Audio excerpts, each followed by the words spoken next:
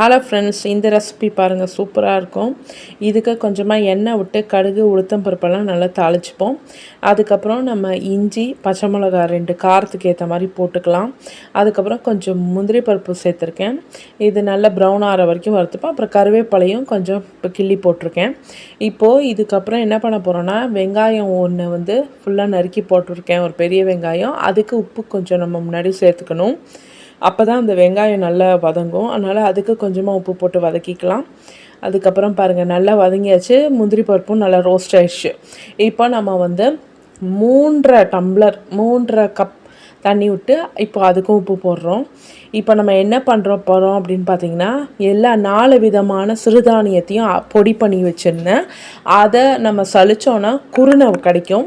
அந்த குருணையை தான் நம்ம இப்போ உப்புமாவாக பண்ண போகிறோம். நம்ம யூஸ்வலாக அரிசி குருணை உப்புமா பண்ணுவோம். அதுக்கு பதிலாக இது சிறுதானிய அரிசி குருணை உப்புமா தான். அவ்வளோ டேஸ்ட்டாக சூப்பராக இருக்கும். அவ்வளோ சத்து இதில் இருக்குது. இந்த மில்லட்ஸ் எல்லாத்தையுமே நான் ஓவர் நைட்டு ஊற வச்சு அப்புறம் தான் பொடி பண்ணி எடுத்தேன். அதுக்கப்புறம் தான் அதை சலிச்சோன்னா இந்த மாதிரி குருணை வரும். நம்ம மில்லட்ஸை பொறுத்த வரைக்கும் 1 கப்பு மில்லட்டுக்கு 3.5 கப்பு தண்ணி விட்டால் தான் அது நல்லா உங்களுக்கு நல்லா வெந்து வரும்.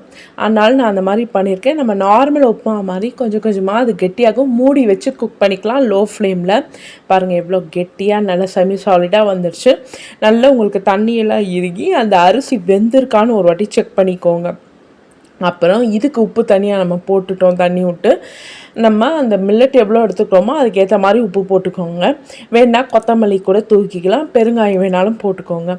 பாருங்கள், சூப்பராக ரெடி ஆகிடுச்சு. மல்டி மில்லட் அரிசி குருணை உப்புமா. அரை உதிரி ஆகிடும். ட்ரை பண்ணி பாருங்கள். தேங்க்ஸ் ஃபார் வாட்சிங்.